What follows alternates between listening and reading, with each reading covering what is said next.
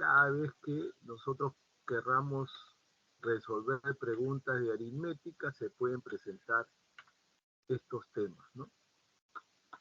Vamos a hablar de una proposición, como el nombre lo dice, lógica proposicional, habla de proposiciones, ¿sí?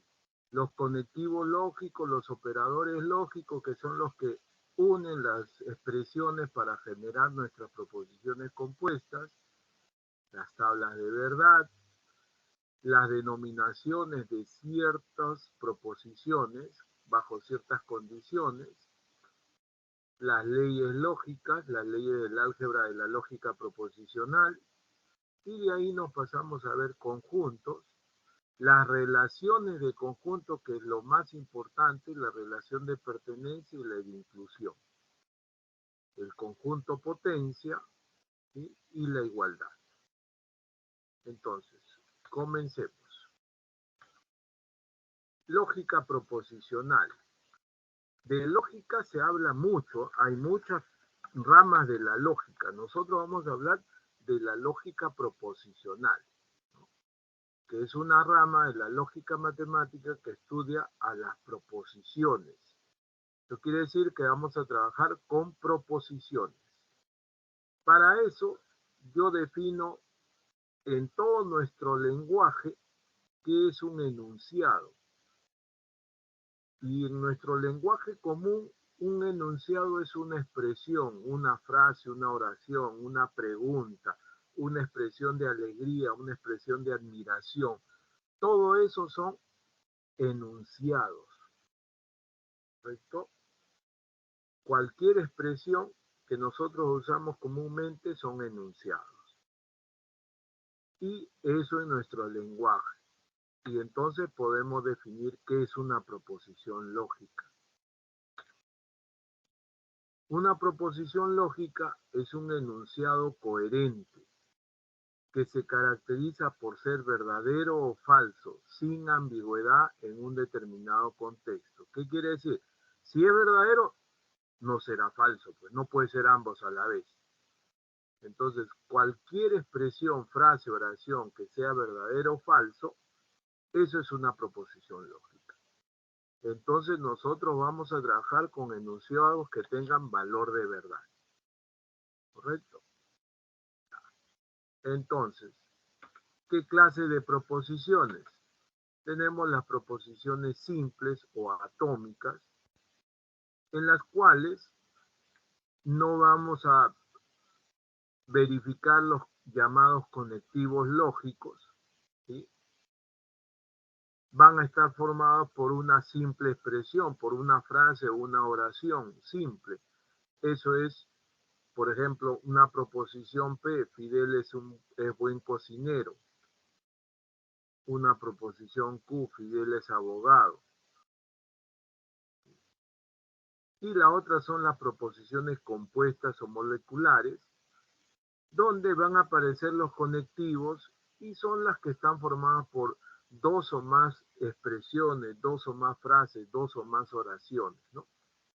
Por ejemplo, ahí la negación de P, Fidel no es buen cocinero, y Fidel es abogado y buen cocinero. Ahí hay un conector, ¿no? Que es la llamada conjunción. Entonces, estos conectores nos van a servir para unir expresiones. Por ejemplo, aquí nuestro conector es el y aquí es la negación, ¿correcto? Y vamos a generar muchas más proposiciones compuestas. Como observación, desde ya les digo, no son proposiciones lógicas los mandatos, los deseos, los enunciados interrogativos o exclamativos. ¿Eso qué quiere decir? Que cualquier pregunta no es proposición lógica, porque es una pregunta, no tiene valor de verdad. Cualquier enunciado exclamativo tampoco es una proposición, ¿sí? Igual, los mandatos, los deseos, y vamos a seguir viendo una serie de enunciados que no son proposiciones. ¿Correcto? Entonces trabajamos sobre eso. proposiciones, enunciados que tienen valor de verdad. No hay que olvidar. Los conectivos lógicos. Les decía, los conectivos nos sirven para juntar expresiones, para generar proposiciones compuestas, proposiciones moleculares. ¿Cuáles son estos conectivos, estos operadores lógicos que vamos a trabajar? Aquí en el cuadro presentamos. Comenzamos con la negación.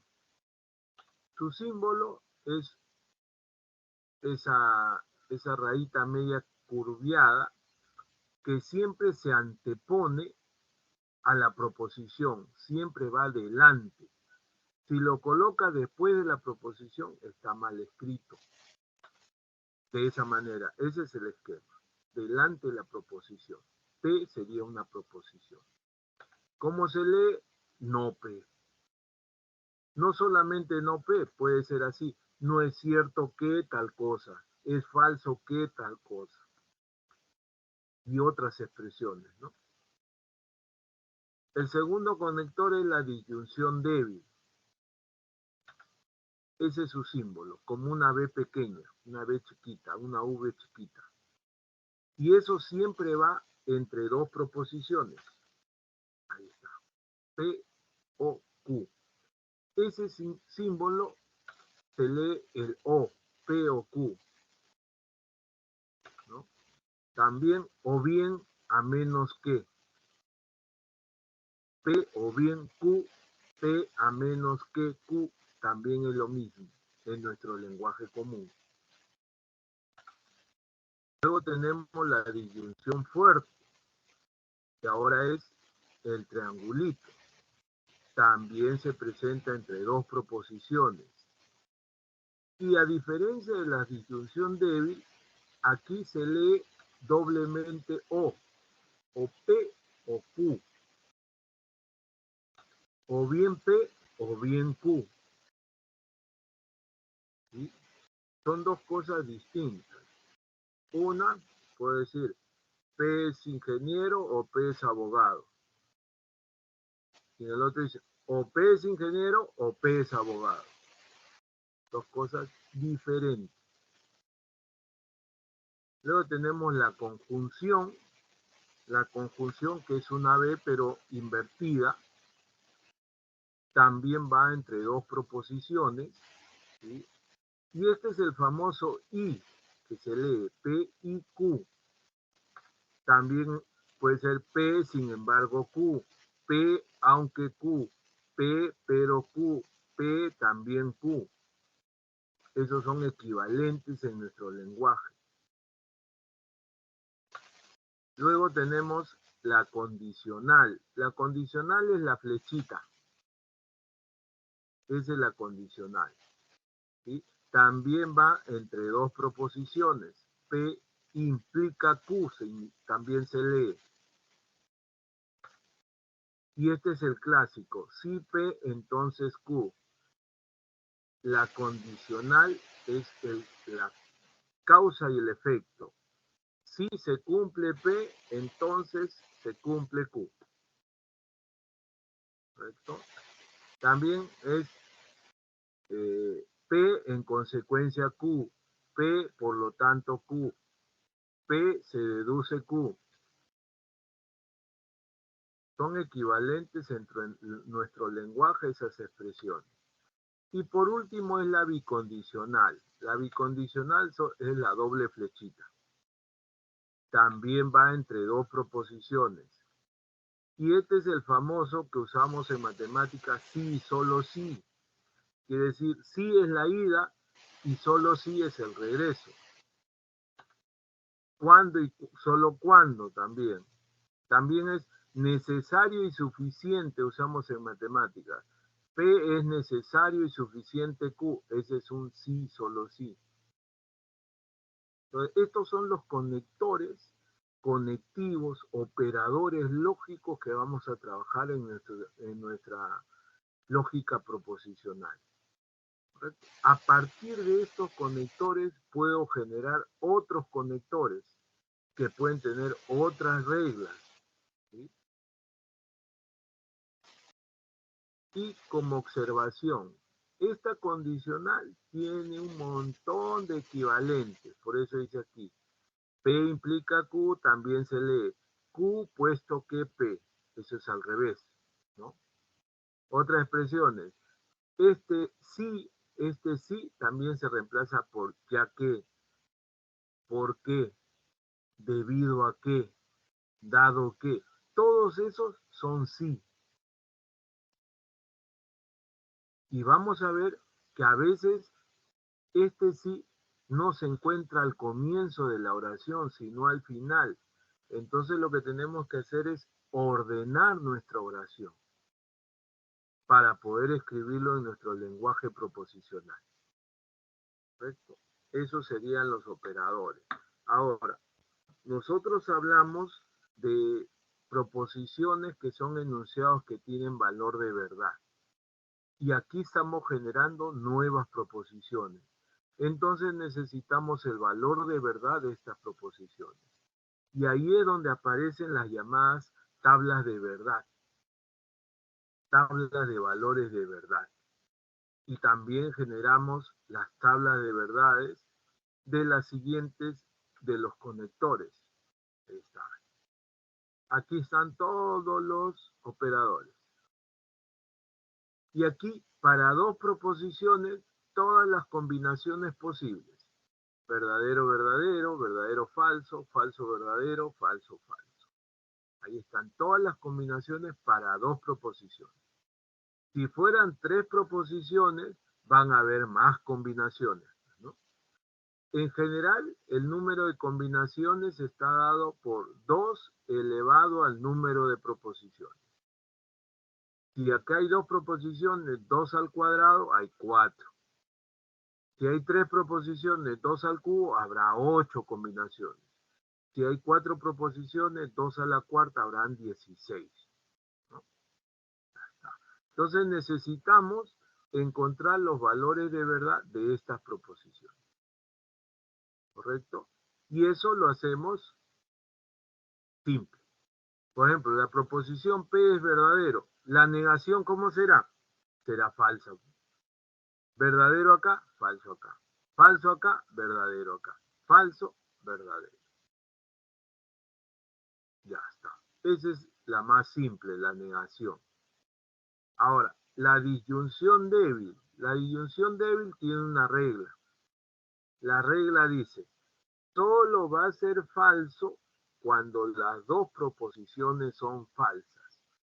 Entonces yo veo acá hay dos verdaderos, verdadero, falso, falso, verdadero. Aquí, dos falsas, solamente aquí es falso. El resto son verdaderos. Ahí está. Esa es su regla de la disyunción débil. ¿Correcto? Solo es falso cuando las dos proposiciones son falsas. El resto es verdadero. Ahora viene la conjunción. Esta es la conjunción. El y también tiene su regla. Su regla dice, solo es verdadero cuando los dos son verdaderos. Entonces, aquí los dos son verdaderos, será verdadero. Aquí no, aquí no, aquí no. Entonces, solo es verdadero aquí, el resto será falso. Ahí está. Esa es su regla. Luego acá tenemos la condicional. ¿Qué dice la condicional? También tiene su regla.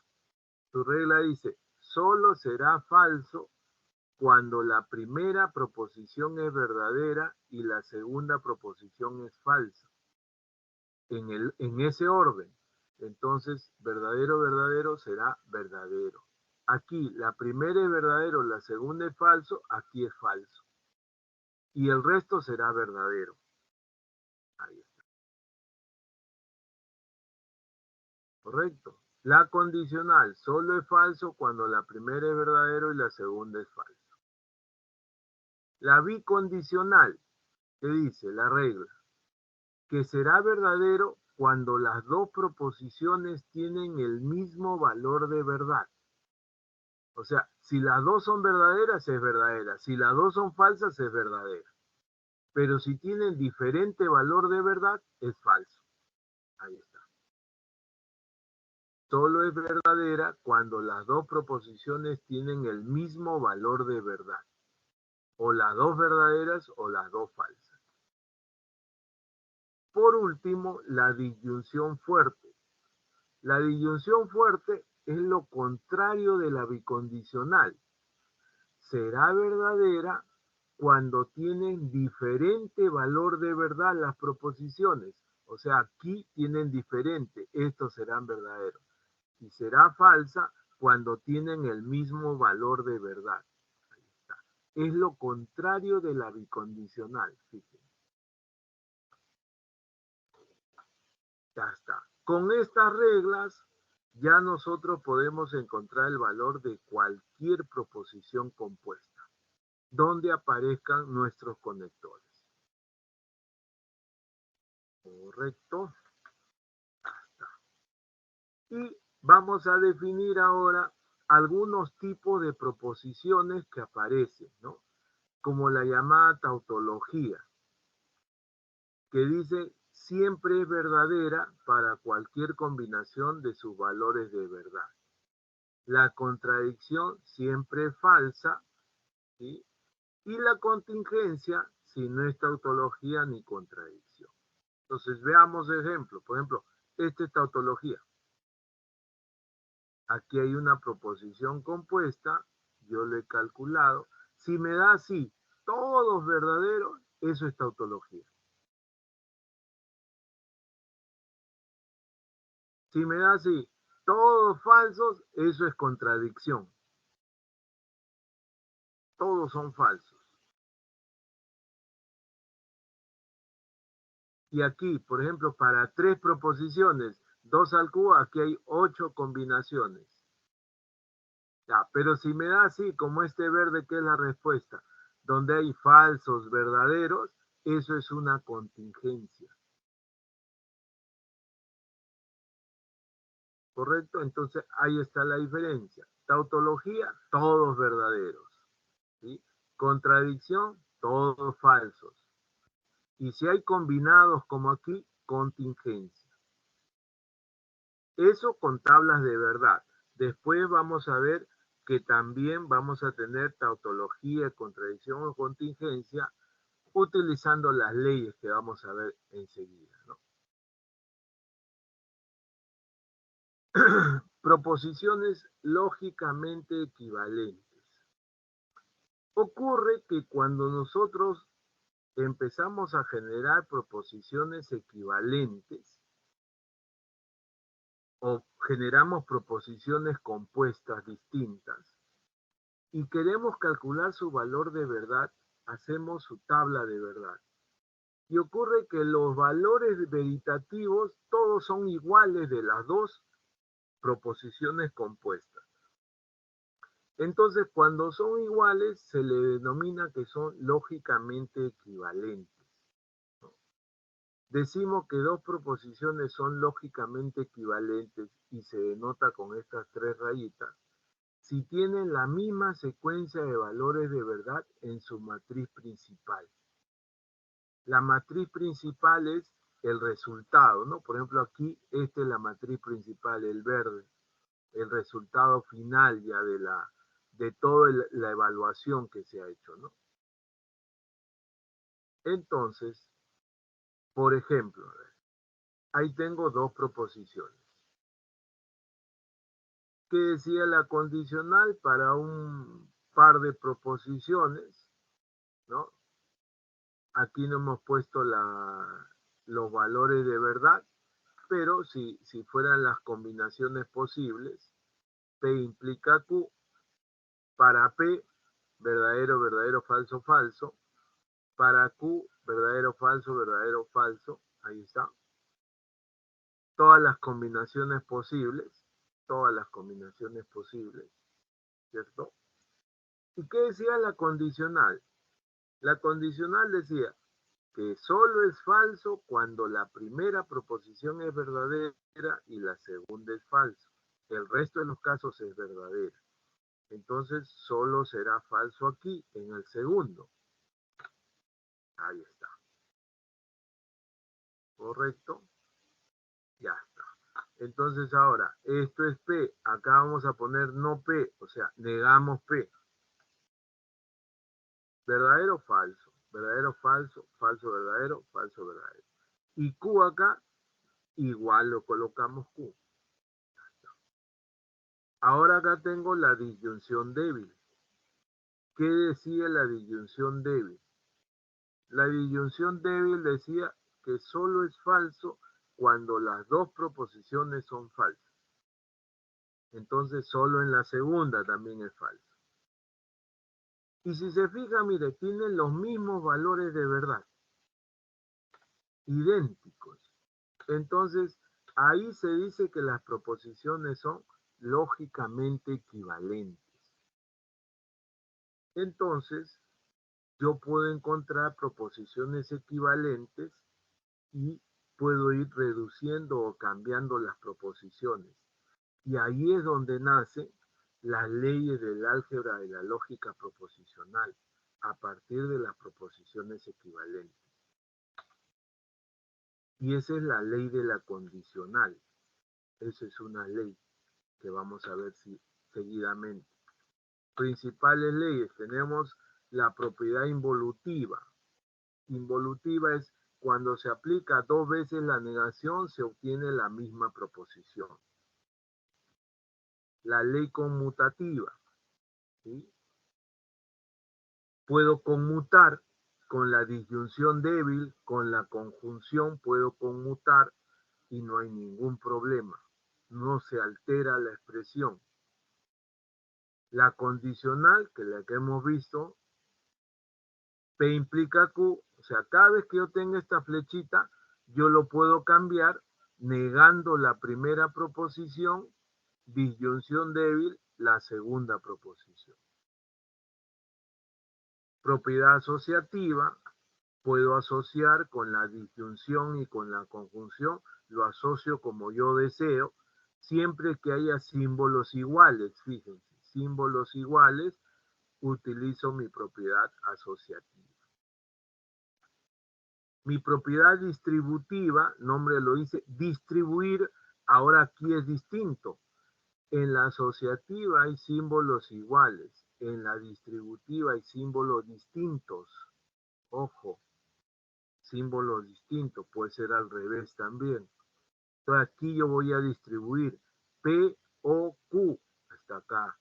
Este I sale afuera y después P, O, R. Acá. Propiedad distributiva. Esto lo podemos usar en cualquier momento, a cada momento, una, dos, tres, las veces que yo desee, para ordenar y buscar proposiciones equivalentes. ¿Sí? O sea, no es que lo puedo usar una sola vez, no, yo lo puedo utilizar las veces que yo desee. Tenemos las leyes de Morgan que nos sirven para la negación de una disyunción y la negación de una conjunción. Fíjense, si yo niego una disyunción, voy a negar cada proposición, pero esta disyunción se convierte en conjunción. Y si yo niego una conjunción, niego cada proposición y esta conjunción se convierte en disyunción.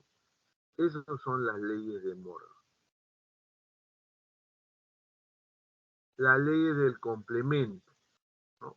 Esto también aparece a cada momento. Si yo tengo una proposición y la negación de la proposición, ¿correcto? Eso va a ser falso. ¿Por qué? Porque si la proposición es verdadera, su negación será falsa. ¿Y qué dice la conjunción? La conjunción dice que solo es verdadero cuando ambos son verdaderos. Y cuando no son ambos verdaderos es falso. Entonces, esto siempre será falso. Y como esto siempre es falso, ¿esto qué se llama? Se llama contradicción. Lo que ya definimos en antes. Lo mismo acá. Si yo tengo proposición o no proposición, si esto es verdadero, esto es falso. ¿Y qué decía la disyunción débil? Que solo es falso cuando ambos son falsos. Entonces, esto siempre va a ser verdadero.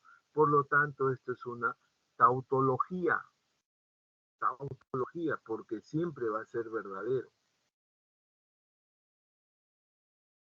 Las leyes de la identidad, ¿no? ¿Qué tenemos? Cada vez que se aparezca proposición y verdadero, eso es equivalente a proposición. ¿Por qué? Porque me va a dar los valores de verdad de la proposición. Si la proposición es verdadero, verdadero y verdadero, me da verdadero. Y si la proposición es falsa, falso y verdadero, me da falso. Entonces, ¿qué valores me da? Los valores de la proposición. Lo mismo, si yo tengo proposición o falso, eso también es proposición. Porque si esto es verdadero, verdadero o falso, me da verdadero. Y si esto es falso, falso o falso, me da falso. Entonces, ¿qué valores me da? Los valores de la proposición. Las leyes de absorción, como el nombre le dice, absorbe proposiciones. Acá esto es similar a una distributiva, porque hay símbolos diferentes, símbolos diferentes. Pero en la distributiva que nosotros teníamos, habían tres proposiciones distintas. Símbolos diferentes, pero tres proposiciones distintas. En la absorción tengo símbolos distintos, pero tengo una proposición que se repite. Entonces, ahí aparece la ley de absorción. ¿Quién se absorbe? La proposición que no se repite. O sea, todo esto es equivalente a P. Puede ser los símbolos al revés. Como P se repite, se absorbe Q. Todo esto es equivalente a P. De esa manera yo empiezo a reducir proposiciones.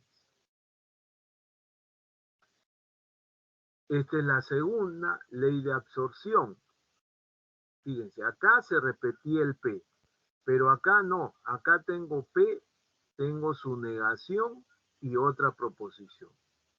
Símbolos distintos también. Entonces, ¿quién se absorbe acá? Acá se absorbe el opuesto de la proposición que está afuera. Si acá está P, se absorbe no P. Entonces me va a quedar P o Q. Acá se absorbe no P, P y Q. Siempre queda el símbolo que está afuera. El símbolo que está en el interior desaparece. Esas son las dos leyes de absorción que nos va a permitir reducir proposiciones. Luego tenemos la ley de la bicondicional. Acá está. Bicondicional, ¿no? La doble flechita. Entonces esto lo partimos, ¿no? La flechita de ida de P a Q, luego la flechita de Q a P y lo intersectamos con la conjunción. Eso es la ley de la bicondicional. Y para la disyunción fuerte, ya hemos dicho que es el opuesto de la bicondicional. Entonces podemos utilizar esto. La disyunción fuerte es el opuesto de la bicondicional. ¿Correcto? Esos serían algunos de nuestras leyes que lo podemos ir viendo más leyes conforme vamos a ir avanzando, ¿no?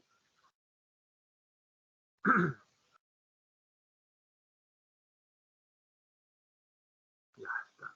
Y ahora,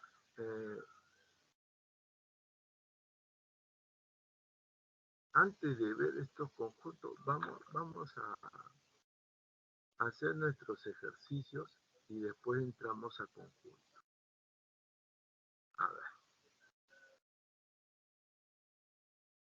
Comencemos, a ver. Pregunta 1. De los siguientes enunciados,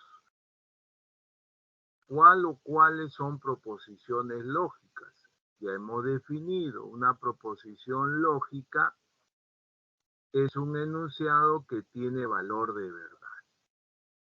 Entonces, la primera, 2024 es un número primo. ¿Es proposición lógica o no es proposición lógica? Sí. Sí es. ¿Sí es proposición? Y si es proposición, Sí. ¿cuál es el valor de verdad?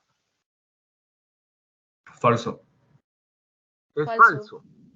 ¿Por qué? Porque 2024 no es un primo, es un número primo. Porque 2024 no es un primo. Los números primos son los que se dividen entre la unidad y entre sí mismos. 2024 tiene mitad. Entonces, eso es una proposición lógica y su valor es falso. Segundo, dice, año del bicentenario de la consolidación de nuestra independencia y de la conmemoración de las heroicas batallas de Junín y Ayacucho. Es el nombre oficial del año 2024 en Perú. ¿Proposición lógica o no es proposición lógica?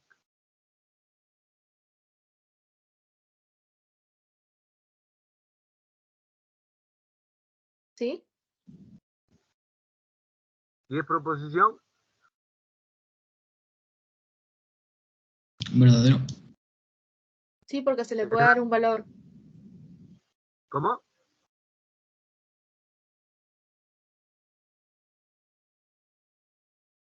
Sí, porque se le puede dar un valor. ¿Qué valor? Verdadero. ¿Por qué?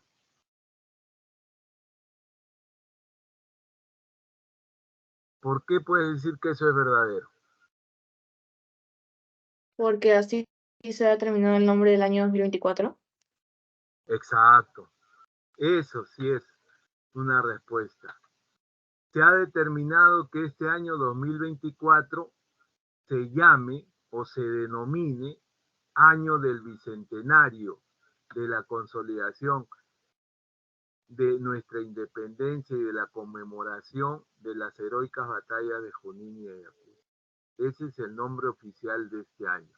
Entonces, eso es una proposición lógica y su valor de verdad es verdadero. Muy bien. Tercero, viva la patria, viva el Perú. Proposición lógica, no es proposición lógica. No es. ¿Por qué no es proposición lógica? Es una Porque es una exclamación. exclamación. Exacto, porque es una exclamación. Todas las expresiones que sean entre signos de admiración o signos de interrogación no son proposiciones lógicas. ¿Correcto? Ojo, aunque lo que esté dentro tenga valor de verdad, no es proposición. Por ejemplo, si yo pongo entre signos de admiración, Lima es la capital del Perú, tampoco es proposición. ¿Correcto? Solo porque hay símbolos ya no es proposición. Lo de adentro puede tener valor de verdad, pero si hay símbolos de admiración o símbolos de interrogación, no es proposición lógica.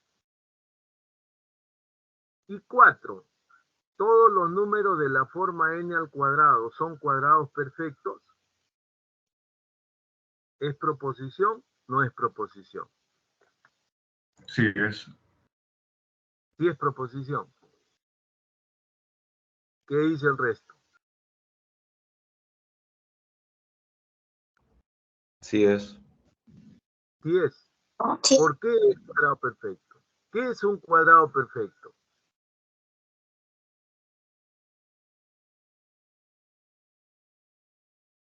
Por ejemplo, 4 es un cuadrado perfecto. Sí, 12 por 1. ¿Por qué? Porque lo puedo escribir como una potencia de 2, ¿no? Como una potencia al cuadrado. Eso es un cuadrado perfecto. Pero acá, como es n al cuadrado, pero ¿tú sabes quién es n? Cualquier número. ¿Por qué? ¿Te dicen ahí que es cualquier número? No. Te dicen que es un entero, te dicen que es un racional, un complejo, un real. Te dicen quién es n. Pero No sí, te no. dicen quién es n. Por lo tanto, como n es una variable que no está definida, no es proposición lógica. O sea, n puede ser como pi, por ejemplo, pi al cuadrado y no tener cuadrado perfecto. No, n puede ser, por ejemplo, ¿cómo te llamas? Adriana. Adriana. N puede ser Adriana. ¿Adriana al cuadrado es un cuadrado perfecto? No, ¿no es cierto? Porque n puede ser un nombre, una cosa, cualquier cosa puede ser n. No me dicen quién es. Estos se llaman proposiciones abiertas. Cuando hay variables, puede ser 1, 2, 3, 4 variables, y no me dicen quiénes son las variables. Entonces yo no les puedo dar valor de verdad. Por lo tanto, no son proposiciones lógicas. ¿Correcto? Entonces son proposiciones 1 y 2. La clave es la A.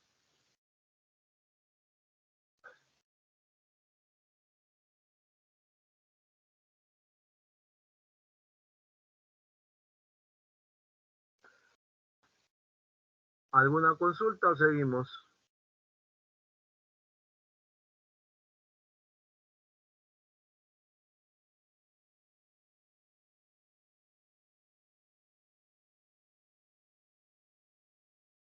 Entonces, veamos.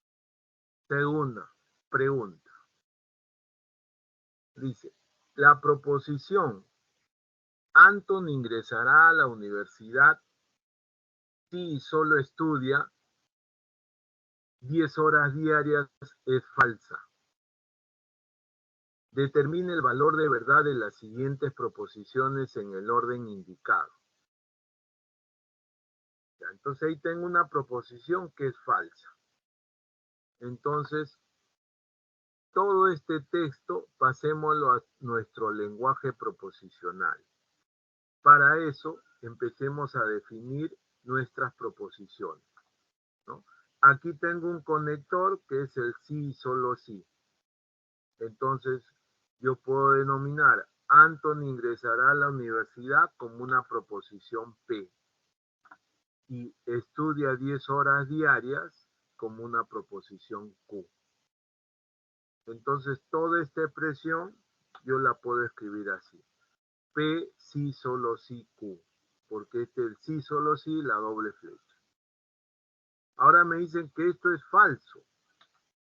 Eso es falso, me dicen. Ya está. Y entonces yo puedo saber cómo son las proposiciones. Porque, ¿qué decía la bicondicional? ¿Cuándo era falso? Era Cuando era un falso verdadero y un falso. Cuando era un verdadero y un cuando las falso. proposiciones tienen diferente valor de verdad. Entonces, puede ser verdadero falso o puede ser falso verdadero. ¿Sí?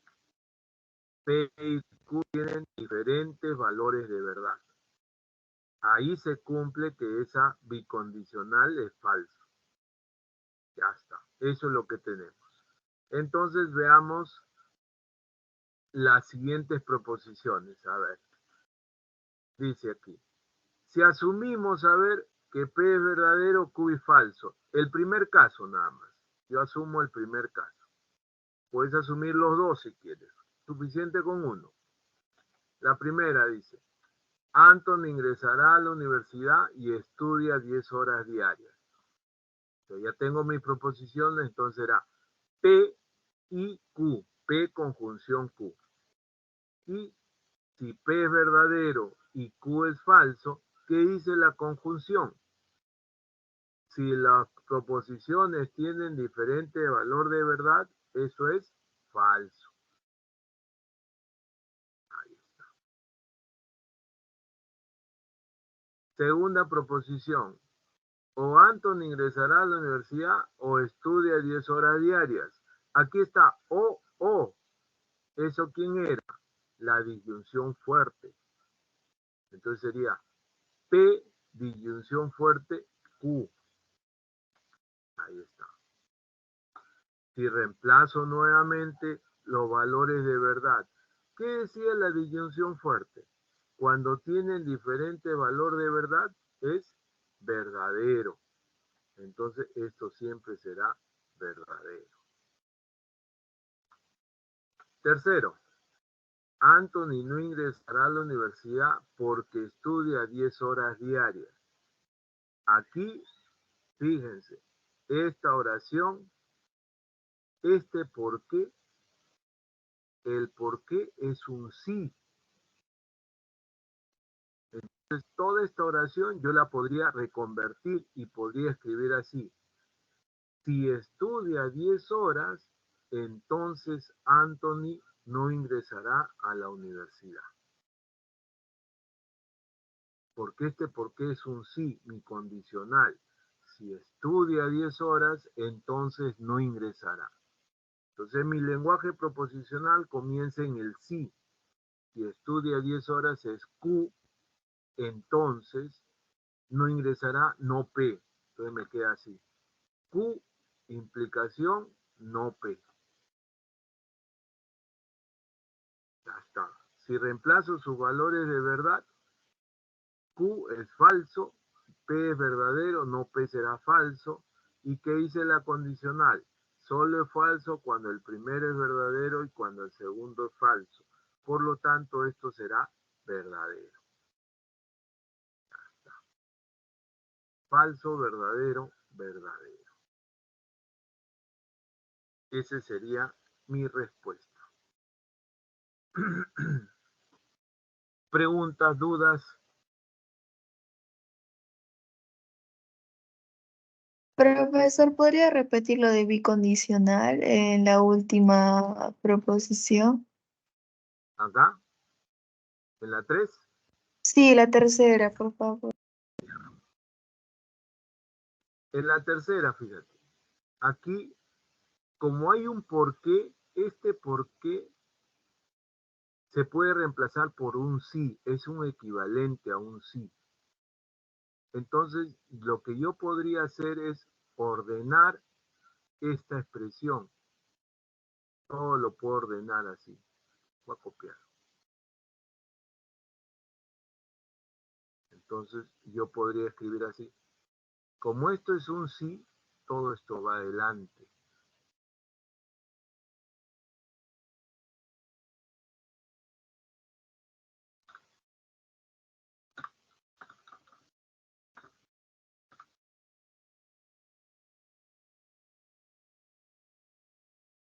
Entonces me quedaría así. Y en vez de este por qué, yo podría un sí. Todo esto de acá es lo mismo que la tercera.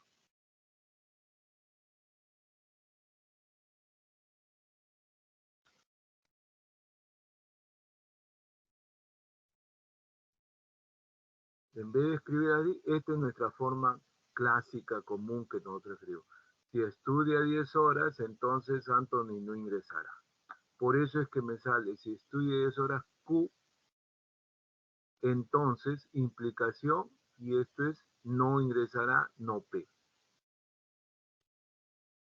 Y reemplazo los valores de verdad, y la condicional me dice que solo es falso cuando la primera es verdadera y la segunda es falso. El resto de los casos es verdadero.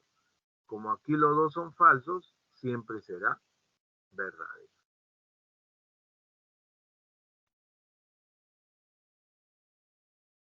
Si alguna otra consulta está con eso que resolví,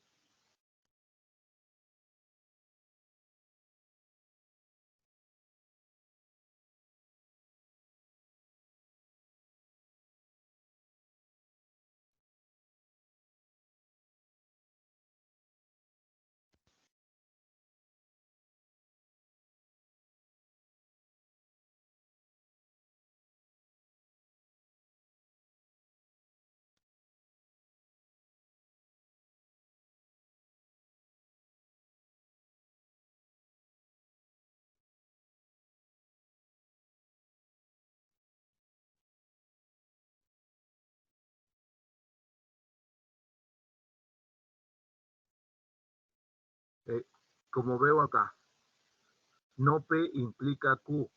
No, eso no es así, porque fíjate, la condicional te manda primero lo que es sí y después el entonces. O sea, yo acá no puedo decir no P implica Q. Lo que sí puedo decir no P, la flecha al revés, Q. Aquí podría escribir yo así. A ver, fíjate. Lo que sí podría hacer es esto, escribir no P y poner una flecha así, Q. Eso sí podría ser.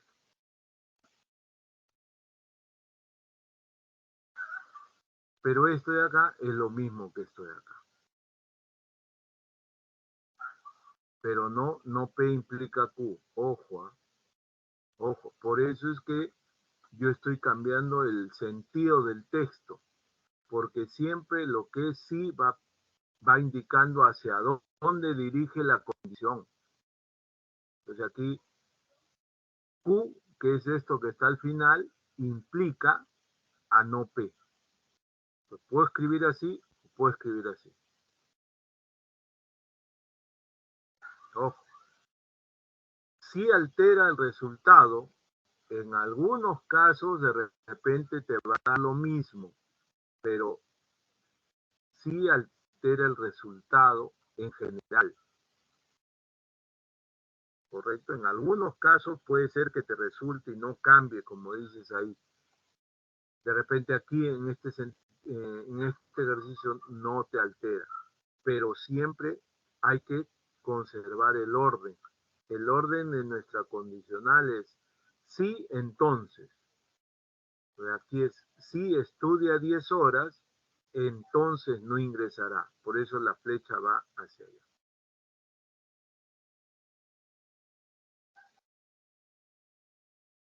Ya está. Entonces, ¿no hay más preguntas? Seguimos.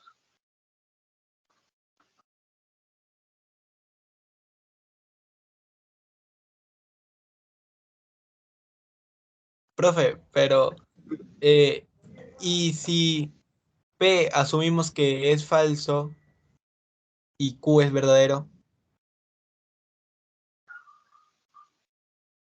Ya, igual te va a salir. Con P falso y Q es verdadero. Esto siempre es falso. P falso verdadero, siempre es verdadero. P falso y Q verdadero. Esto es verdadero, verdadero, verdadero, siempre es verdadero. Te sale la misma respuesta, no va a variar. Por eso le dije, yo lo voy a hacer en un caso, ustedes hagan el segundo caso si quieren.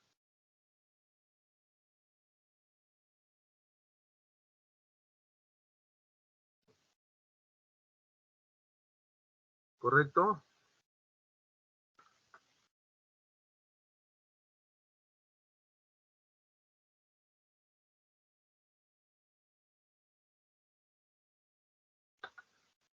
Sigo entonces.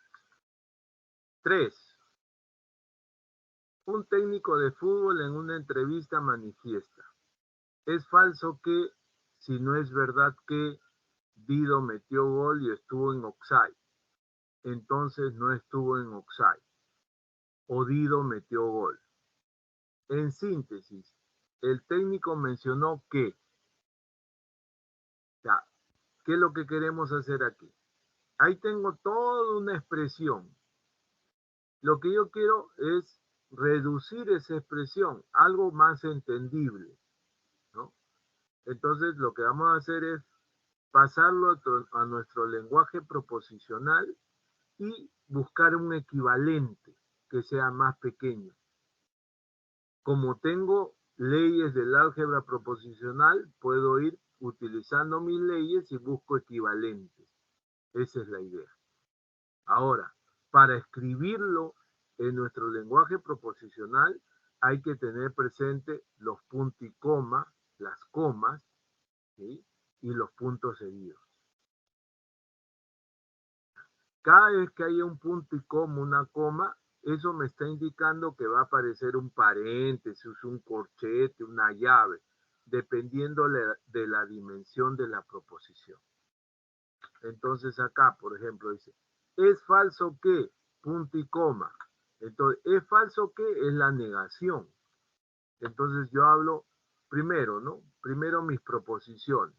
A ver, Dido metió un gol, que sea mi proposición P. Dido estuvo en offside, que sea mi proposición Q. Ya, no hay más. Entonces ahora voy a escribirlo todo esto en lenguaje proposicional. Es falso que, entonces me habla de la negación, y fíjate, como hay punto y coma, ahí pongo un corchete. Dentro voy a poner todo lo que es falso que. Ahora acá dice, si no es verdad que, coma. Ahí hay otra negación y esa coma me habla de un paréntesis. ¿Por qué? Porque acá dice, Dido metió gol, eso es P, y estuvo en offside, eso es Q. Entonces, si no es verdad que, ahí está. Y aquí hay un sí. Entonces viene, ahora viene el entonces. Entonces no estuvo en offside, no Q. Punto seguido. Ahora fuera del corchete entonces. Dido metió gol. Ahí está. OP.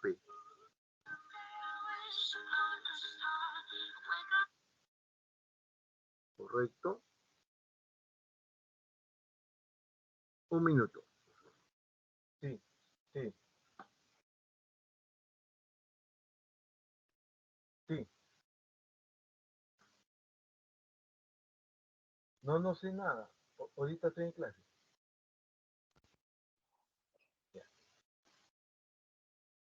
Ya, sigamos. Entonces, todo esto es la expresión de toda esta proposición compuesta. Ahora, lo que yo quiero es reducir esto. Entonces, voy a ver, ¿qué utilizo?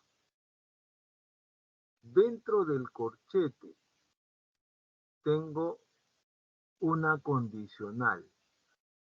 Entonces yo me acuerdo, ¿cuál es la condicional?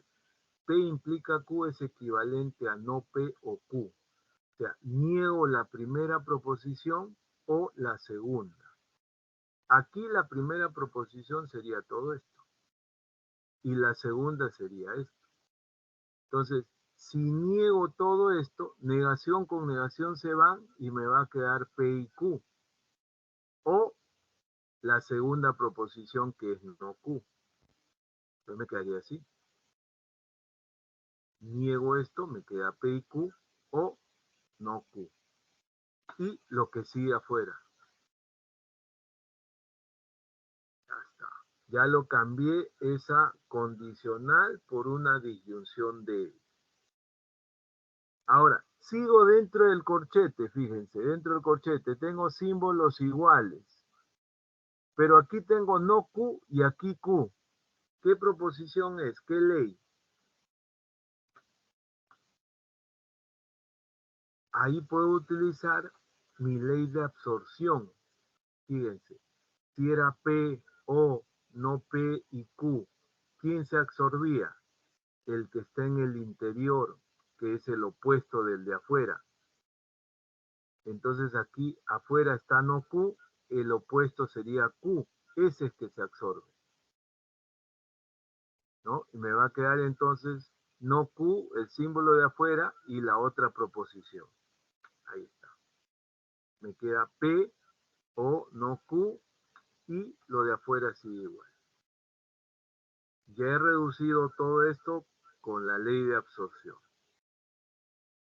Ahora aquí hay una negación de esta disyunción. Ahí puedo utilizar Morgan.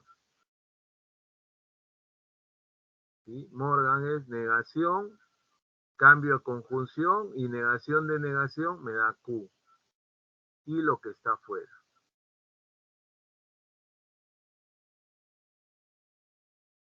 Y por último, aquí tenemos otra vez absorción. Símbolos distintos, P No P acá. Ahora, ¿quién absorbo? Absorbo no P. Me queda P, Q o P. Y eso es equivalente por conmutativa P o Q. ¿Ya? ¿Y qué significa P o Q? Dido metió gol o estuvo en offside. Ese es su equivalente a toda esa expresión. Y la clave es la C.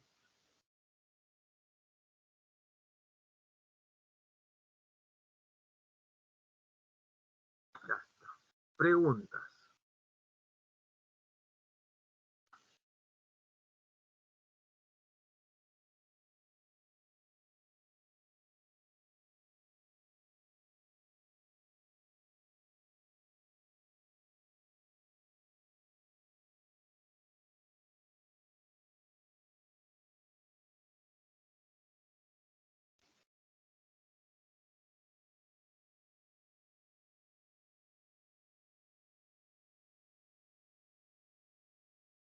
¿Estamos todos?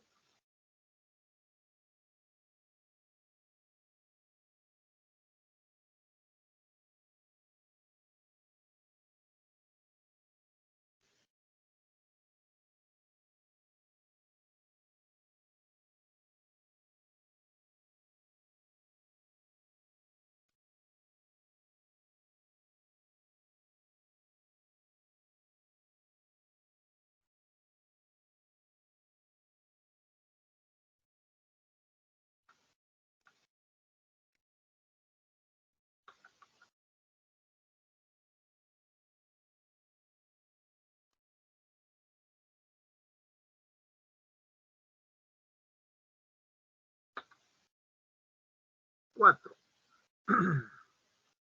Pregunta 4.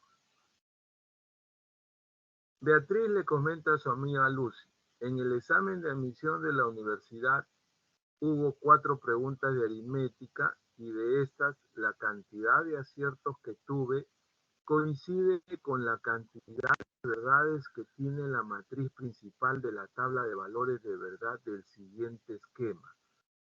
¿Cuántas preguntas de aritmética acertó Beatriz? Entonces, ¿qué necesitamos? Hacer la tabla de verdad de ese esquema. Entonces, hagamos una tabla. Tenemos P y Q y ahí está mi esquema. Debemos de encontrar la matriz principal. En este caso, la matriz principal me va a dar aquí en la condicional, ¿no? Entonces, todas las combinaciones de las dos proposiciones.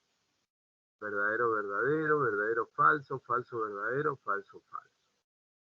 Y calculemos primero aquí la disyunción fuerte. Colocamos no P, negamos todo P, colocamos Q. Y la disyunción fuerte que decía que solo es verdadero cuando tienen diferente valor de verdad. Entonces, aquí es verdadero y aquí. Estos dos son falsos. Ahí está. Lo mismo hacemos con la bicondicional.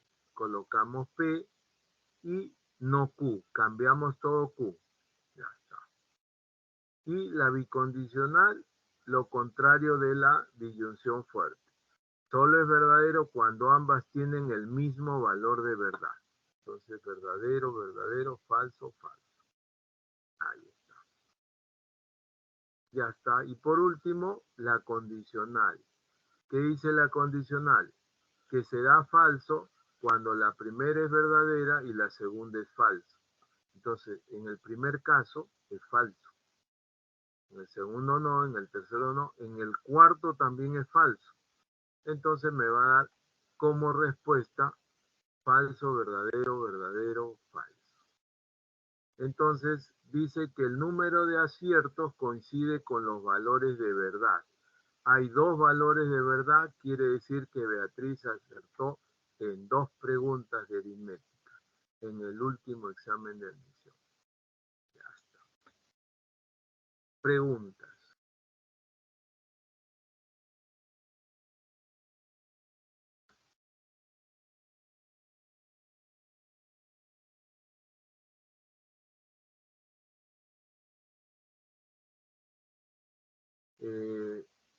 Ariana, sí, justamente es la ley contra recíproca, pues, porque es la condicional al revés, ¿no?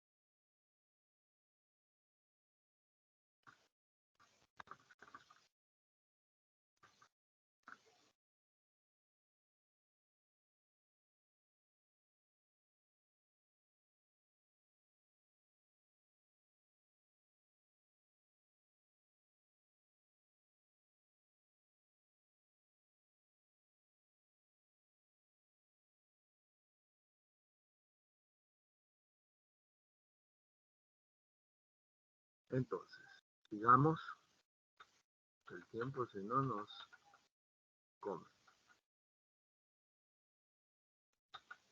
5. En cada proposición indique si corresponde a una tautología, contradicción o contingencia en el orden que se indica. Ahí está. Entonces, acá, a ver, proposición P que sea Carlitos estudia. Y proposición Q que sea Carlitos ingresa a la universidad. Entonces, el primero dice, o Carlitos estudia o no estudia. O, disyunción fuerte. Carlitos estudia es P y Carlitos no estudia es no P. Entonces me va a quedar P, disyunción fuerte, no P. Entonces, ¿esto qué es? ¿Qué decía la disyunción fuerte? Que si tienen diferente valor de verdad, es verdadero. ¿No? Si la proposición es verdadera, su negación será falsa. Entonces tienen diferente valor de verdad. Por lo tanto, esto siempre va a ser verdadero. Como siempre va a ser verdadero, eso es una tautología. Segundo, Carlitos ingresa a la universidad porque estudia. Acá está nuevamente el por qué. Entonces esto es, si estudia, entonces ingresa a la universidad. Entonces, si estudia, entonces P implica Q. Me va a dar ahí. Si estudia, entonces ingresa. Ya está. ¿Correcto? Y acá, ¿tengo los valores de verdad de P y Q? No tengo. Entonces, P implica Q, puede ser verdadero o puede ser falso. Como puede ser las dos cosas, entonces esto, ¿cómo se llama? Esto se llama una contingencia. Porque puede ser verdadero o puede ser falso. 3. Carlito no estudia, pero estudia. Carlito no estudia sería no P, pero es un I, una conjunción, y P. Entonces, no P y P tienen diferente valor de verdad. ¿Qué decía la conjunción? Que solo es verdadero cuando ambos son verdaderos. Pero como estos son diferentes, entonces esto siempre será falso. Y como esto siempre es falso, eso se llama contradicción. Ya está. Por lo tanto, la clave tenemos la E. Preguntas.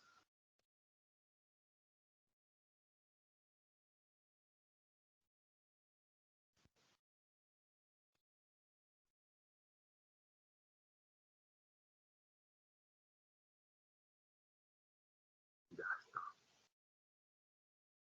Como no hay preguntas, entonces ahora sí, y acabamos lo de lógica, vamos a ver un poco de conjunto. Vamos a ver las cosas más importantes de conjuntos.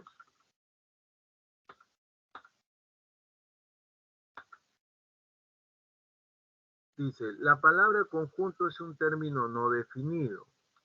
Sin embargo, dicha palabra nos da la idea de una colección de objetos que tiene una característica común. Objetos bien definidos y que tienen características comunes, ¿no? Por ejemplo, ese conjunto M, que está formado por las letras griegas, ¿sí? El nombre se denota con letra mayúscula, los elementos, tal y como están escritos los elementos, ¿sí? Y un conjunto ya sabemos que lo podemos determinar de dos formas, ¿no? Una es por comprensión, cuando se denota una característica de los elementos. Eso se llama comprensión. Por ejemplo, ¿no? Ese conjunto B, todos los x más 1 sobre 2 que son enteros, tales que x está entre 0 y 5 inclusive. Eso es por comprensión. Lo otro es por extensión. Por extensión es cuando se colocan los elementos del conjunto, ¿no? Por ejemplo, B1, 2, 3. Esos son sus elementos.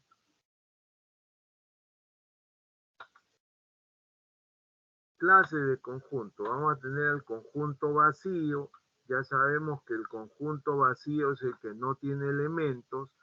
Se lo denota por el símbolo phi o por dos llaves sin ningún elemento en el interior. Cualquiera de los dos es el conjunto vacío.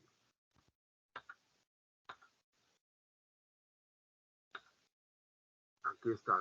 Todos los x enteros, tal que x es mayor que 2 y x es menor que 3. Ahí no hay elementos. Eso es el conjunto vacío. Y no hay que olvidar, el vacío es un subconjunto de cualquier conjunto. Ojo, vacío es subconjunto de cualquier conjunto. Luego tenemos el conjunto universal, ¿no? Que es el que se refiere al mayor de todos, al que contiene a todos los otros conjuntos, ¿no? Lo denotamos con la letra U.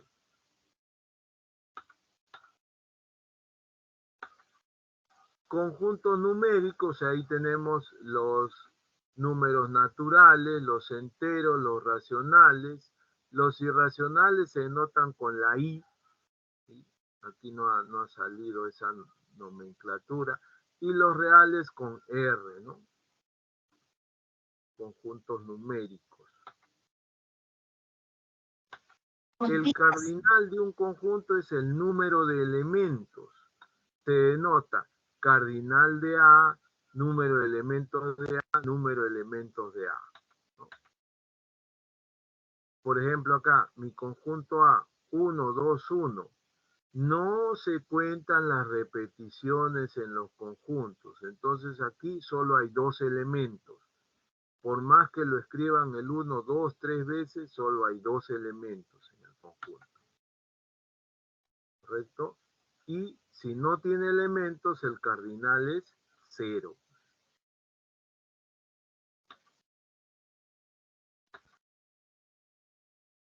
Lo más importante es la relación entre conjuntos. Lo primero, la relación de pertenencia. La relación de pertenencia es exclusiva entre elemento y conjunto. O sea, yo voy a relacionar un elemento y un conjunto, ¿no? Se dice pertenece, que se denota con esta letra E. El elemento tal y como esté escrito se coloca y se dice que pertenece al conjunto. Si se ha variado algo el elemento, se coloca no pertenece. Por ejemplo, este conjunto T, sus elementos son el 1, el 2, el 3, llave con 4 y llave con 5 y 6. Entonces, yo digo, el cardinal del conjunto, aquí no hay elementos que se repiten. Entonces, ¿cuántos elementos tiene el conjunto? 1, 2, 3, 4, 5 elementos. O sea, esta relación de pertenencia solo es para 5 elementos, nadie más, ¿no? Entonces, por ejemplo, acá estoy colocando ahí algunas alternativas, ¿no? Ya está. ¿Dónde utilizo mi pertenencia? 2 pertenece a T, sí, 2 tal y como está escrito. pertenece a T. 4 pertenece a T, no, porque el 4 está con una llave, aquí está solo, entonces ahí no pertenece a T. Llave con 4, ¿pertenece o no pertenece a T? Sí, porque aquí está escrito con llave, pertenece a T. Llave con 1, ¿pertenece o no pertenece? No, porque el 1 está solo, no pertenece a T. ¿El vacío pertenece a T? No, porque no hay vacío como elemento. ¿Sí? Llave con 5 solo, ¿pertenece a T? No, porque es llave con 5 y 6. No es 5 solo, no pertenece a T. ¿El 4 pertenece a este conjunto? Sí, porque el 4 tal y como está escrito está dentro, pertenece. ¿El 5 pertenece a 5 y 6? Sí, también porque el 5 es un elemento de ese conjunto. ¿El vacío pertenece a 1 el vacío? Sí, porque el vacío es un elemento de ese conjunto. Esa es nuestra relación de pertenencia. La pertenencia es, si están como está escrito, así se debe colocar para la pertenencia. Si lo cambiamos, ya no pertenece. Esa es la relación, una de las principales, ¿no? Relación de pertenencia. El vacío no siempre es elemento de un conjunto. Claro, el vacío no es su elemento, no está acá. Por eso he puesto no pertenece.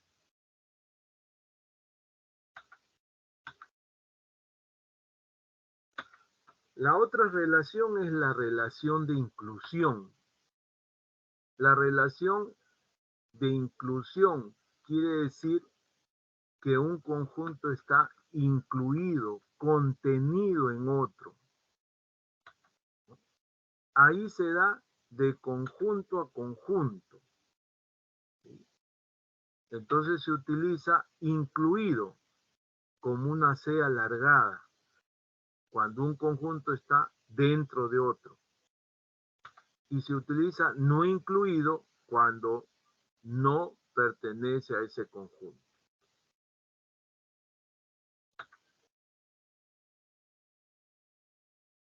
Cuando se habla de inclusión, aparece la denominación subconjunto. ¿Sí? Cuando se habla de incluido, se habla de subconjunto también. Por ejemplo, para el mismo conjunto anterior, coloquemos ahí, a ver. Fíjense, un elemento de T es el 2 solo. Ahora, como esta relación es de conjunto a conjunto, si a este 2 yo le pongo una llave, entonces ya formé un conjunto y T es otro conjunto, entonces puedo utilizar esta relación. Entonces, como ya formé un conjunto, ¿este conjunto está incluido en T? Sí está incluido, porque de un elemento he formado un subconjunto. Ahora acá, llave con 4. Llave con 4 es un elemento, no es un conjunto. Por lo tanto, no está incluido. Pero si a este llave con 4 le pongo otra llave, ahora sí formo otro conjunto, ya no es elemento, y ahí sí está incluido. Quiere decir que si a cada elemento le pongo una llave, ya puedo utilizar mi inclusión. Y además puedo combinar de 2, de 3, de 4, etcétera, y ponerles una llave y utilizo mi inclusión. A ver acá, 1, 2, 3, 4, ¿está incluido? No, porque este 4 está con llave y aquí no está con llave. Entonces, no está incluido. 2, 3 y con 4 llaves, sí, porque tomo estos 3 elementos, le pongo una llave, ahí sí está incluido.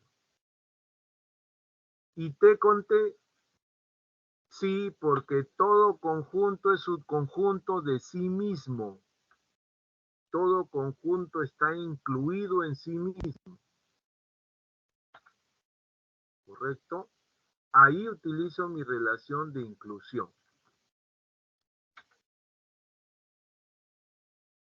Ahí simbolizo A está incluido en B en forma formal. Dice para todo X en el universo, si X está en A, entonces X está en B. Esa es mi definición formal de inclusión de subconjunto, ¿no? Algunas propiedades, ¿no? El vacío siempre está incluido en un conjunto, siempre es un subconjunto de un conjunto, de cualquier conjunto. Por eso dice para todo T. Y todo conjunto es subconjunto de sí mismo. Bien. Relación de igualdad. Conjuntos iguales tienen los mismos elementos, pues no interesa el orden, ¿no?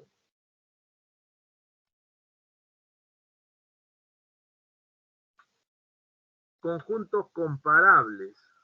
Se dicen que son comparables cuando uno está incluido en el otro. O sea, N y Z son comparables, pues N está contenido en Z.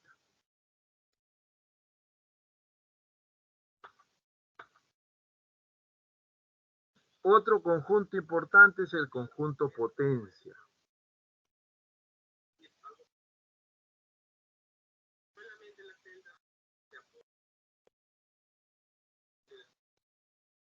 El conjunto potencia es un conjunto que está formado por todos los subconjuntos del conjunto. Potencia de A son todos los X, tal que X es un subconjunto de A.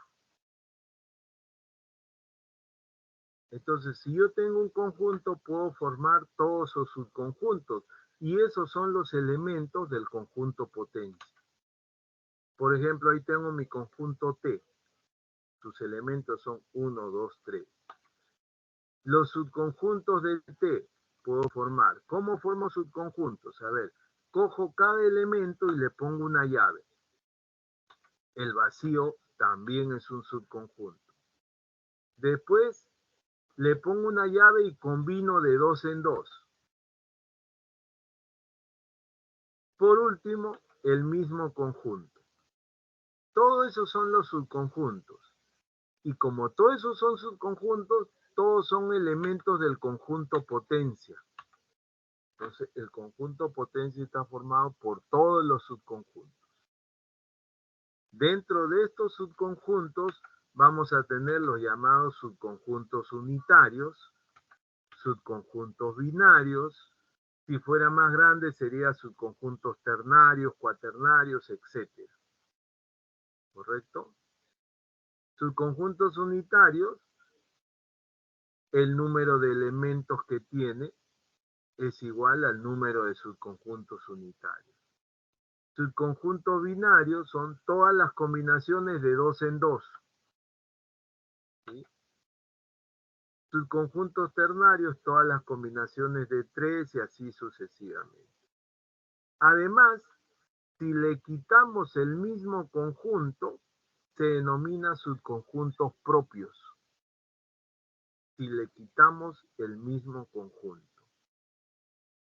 Y si le quitamos el vacío, se denomina subconjuntos no nulos.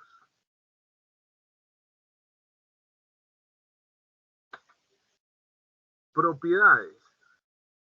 El vacío siempre va a ser un elemento del conjunto potencia.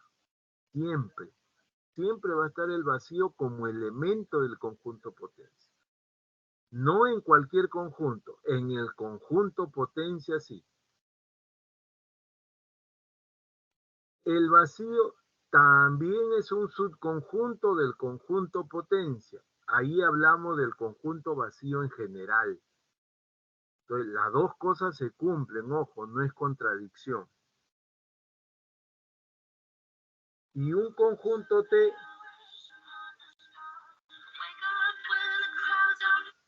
Un conjunto T pertenece al conjunto potencia. Siempre el conjunto va a estar dentro del conjunto potencia.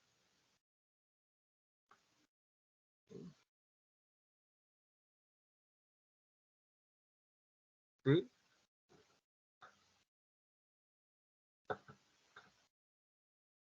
A ver, sigamos. Ya, y aquí vamos a generar fórmulas. Si tengo que el cardinal de un conjunto A es igual a n,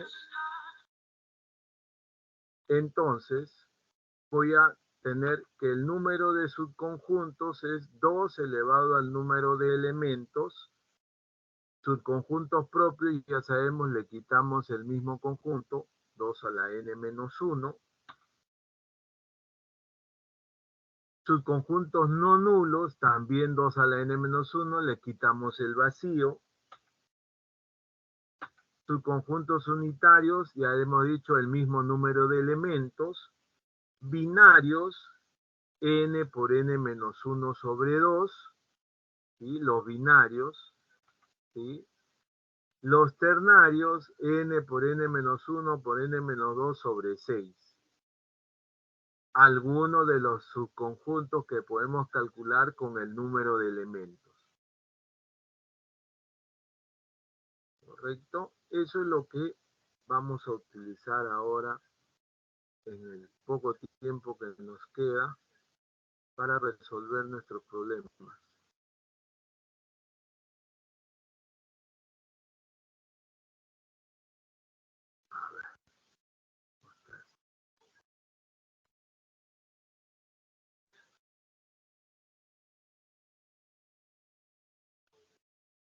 Entonces, voy a mis preguntas, porque el tiempo nos gana.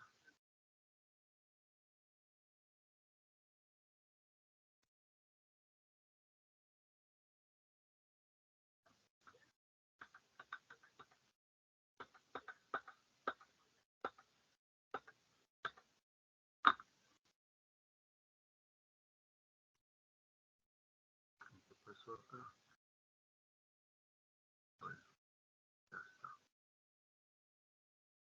acá dice en la pregunta 6, dado el conjunto A, fíjense, estos son los elementos del conjunto A.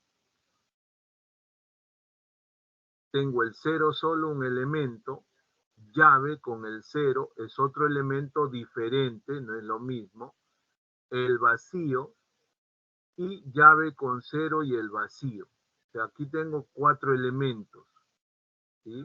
El cardinal de n es 4. P de A es el conjunto potencia. ¿Cuántas de las siguientes proposiciones son falsas? Dice. Ya.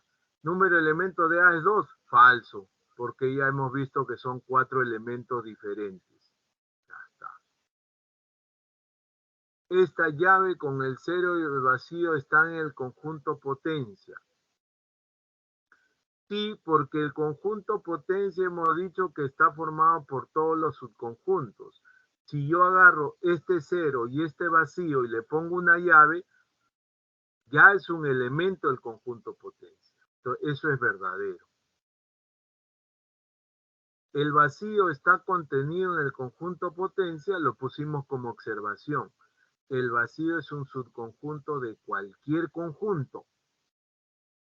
Verdadero. Doble llave con 0 está contenido en A. Sí, porque con una llave es un elemento. Si le pongo otra llave, ya lo hago subconjunto. Entonces es verdadero. ¿Correcto?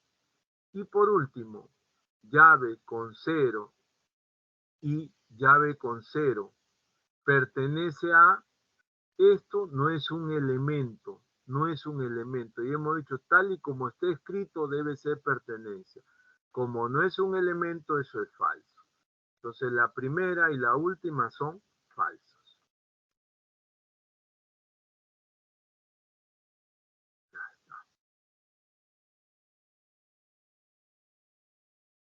Preguntas.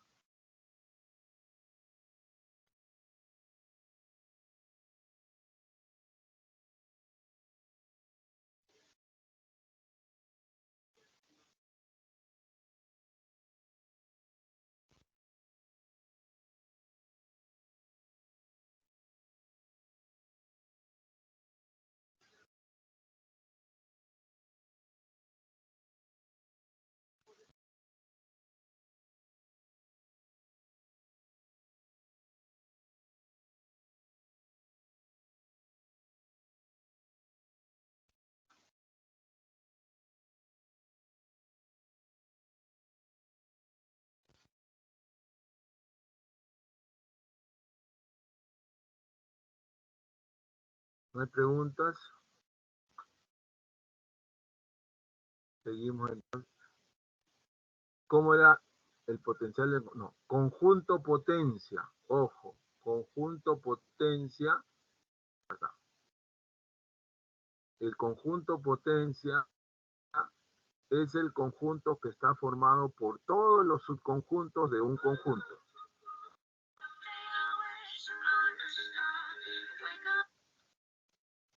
¿Sí?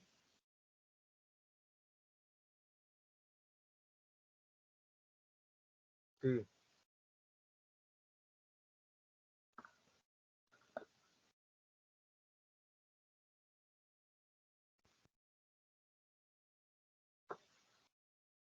Ya, ¿me puede visitar a las 11? A las 11. Ahorita estoy en clases. Ya.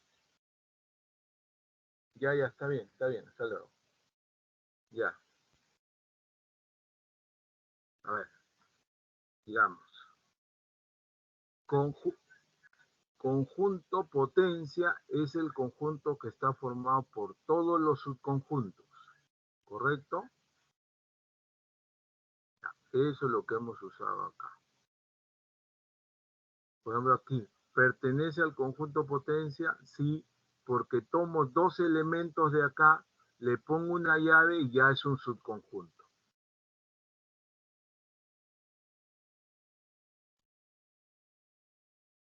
¿Correcto? Entonces yo puedo agarrar cualquier elemento de acá, le pongo una llave y es un subconjunto. Y como es un subconjunto, está dentro del conjunto potencia. Entonces yo, por ejemplo, puedo formar mi conjunto potencia de acá. Podría escribir así, a ver. Acá vamos a escribir. Potencia de A. Conjunto potencia de A. Y le voy a poner todos los elementos. Ahí está. Fíjate. Como acá está el 0, un subconjunto es si le pongo llaves. Le pongo llaves y el 0, ya, un subconjunto. Ya está. Otro subconjunto, como este ya tiene llave, le pongo doble llave.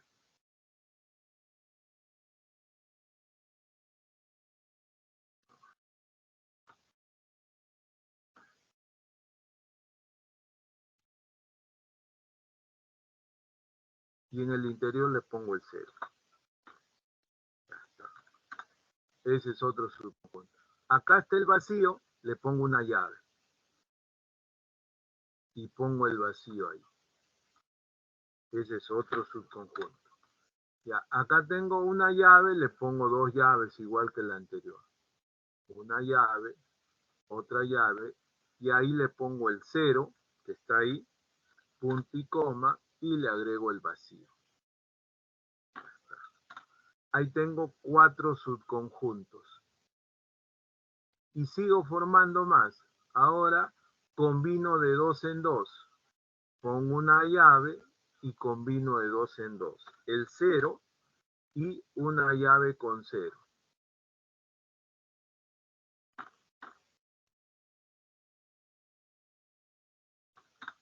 Ya está. Ahora combino los otros. Todas las combinaciones de 2 en 2 me dan conjuntos. Ahora el 0 y le pongo el vacío. Otra combinación, le pongo otra llave. Ahora el 0 con este otro. En este otro está el 0 y el vacío. Ya, sigo. Ahora estos dos.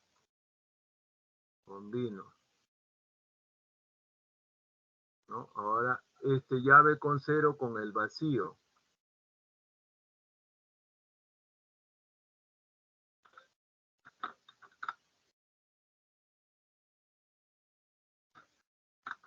Luego llave con 0 con esta llave.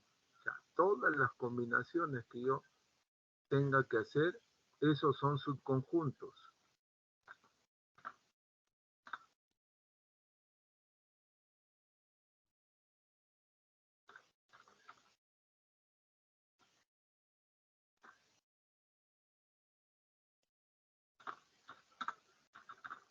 Y así sucesivamente. Así voy formando mi conjunto potencia.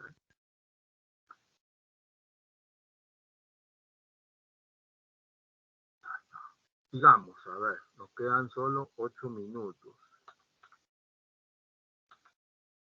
Pregunta 2, dice, un docente decide formar grupos de trabajo con todos sus estudiantes del curso de cálculo 1 y se percata que si realiza todos los grupos posibles de 2 y 3 integrantes, tendría en total 286 grupos.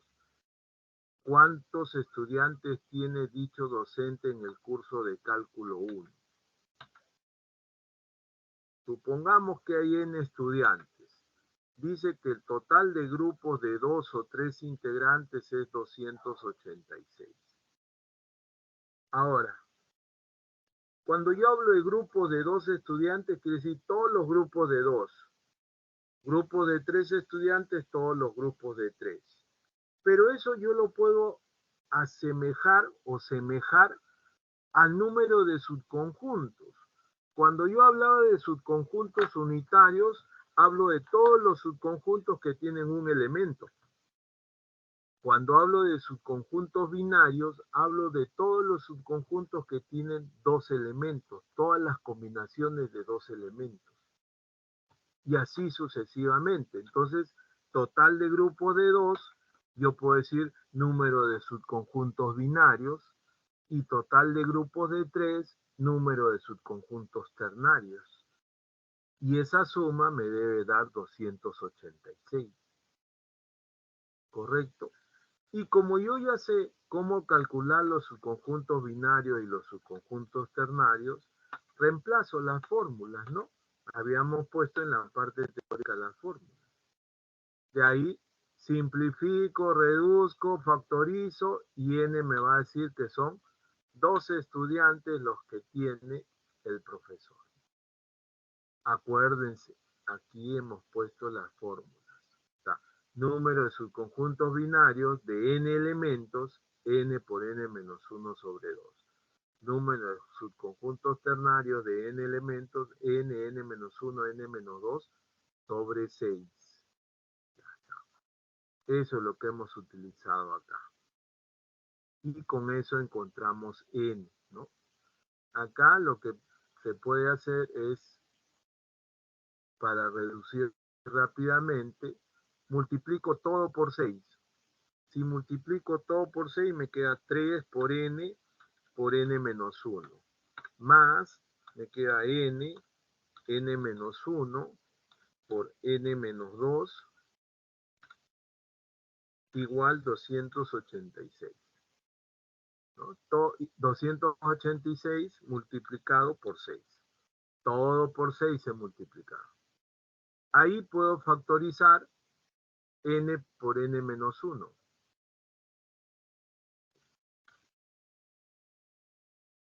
N por n menos 1, le pongo un corchete y ¿cuánto me queda en el primer término? Me queda 3 y en el segundo me queda n menos 2. Y esto es igual 286 por 6. Eso es lo que me queda ahí. ¿Correcto? ¿Y esto a qué es igual? Por último. Acá. Yo tengo aquí n menos 1, tengo n, y n, 3 más n menos 2, eso me da n más 1. Entonces tengo 3 números consecutivos, ¿sí? n menos 1, n más 1, y es 286 por 6. Y 286 es igual a 2 por 11 por 13 y por 6. Entonces esto puedo escribir 11 por 12 por 13. Y por lo tanto n me va a dar 12.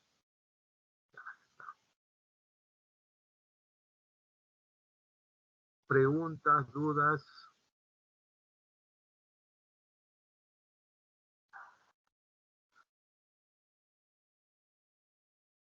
Uno más, que nos quedan pocos minutos.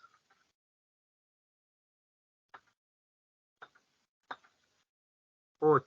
Dice, Julián se da cuenta que los conjuntos A y B tienen los mismos elementos, con X e Y números enteros. Si la suma de los elementos del conjunto B coincide con el costo de la obra maestra de Botticelli en millones de dólares, ¿en cuánto está valorizada dicha obra maestra? En millones de dólares. O sea, si los conjuntos tienen los mismos elementos, aquí hay 2, deben ser iguales 2 a 2, ¿no? Entonces, a ver, como A es igual a B, estos deben ser iguales. A ver, si igualamos 7i más 1 con 5i menos 24, no me va a dar enteros. Realícelo. Entonces igualamos 7i más 1 con xi menos 21, por eso. Y 3x más 4 con 5i menos 24. Y ahí tenemos, de esa forma, factorizando, veamos i11, x9, y aquí factorizamos y también cumple la condición. Por lo tanto, B, sus elementos son 31 y 78. Suma de los elementos me da 109. Entonces la obra maestra cuesta 109 millones de dólares.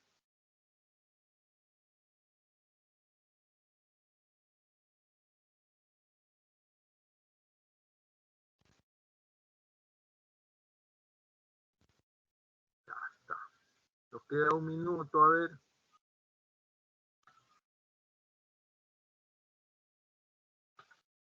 Hagamos una más. De ahí les pongo para que hagan su captura. Dice, el conjunto A tiene como único elemento el número que indica la perfección en la Biblia. Calcula y a la X, que representa bíblicamente el número de Dios. Si ese conjunto tiene un único elemento, es unitario. Por lo tanto, esos 3 elementos que hay ahí deben de ser iguales. De ahí, factorizando, me va a dar que X es 2 y es igual a 3. Y entonces todos los elementos son iguales. A es solo 7. Me piden y a la X es 9. La clave es la D. Muy bien, chicos. Entonces, a ver, ahí está la pregunta 10. Tómenle una captura.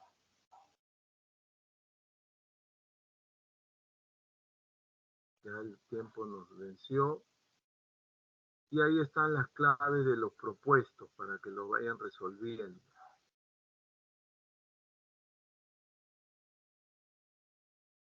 ¿Alguna diapositiva quieren que les coloque antes de cerrar?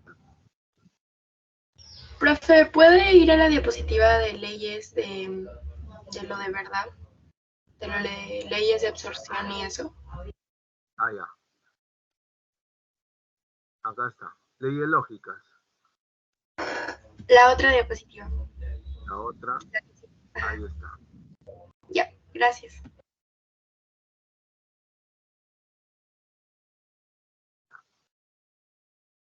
¿Alguna otra? No, con eso damos por concluido. Nos vemos. Muchas gracias. Hasta la próxima clase. Chao, profe. Chao, profe. Hasta luego, profesor. Cuídense. Chao, profe. Ay, profe.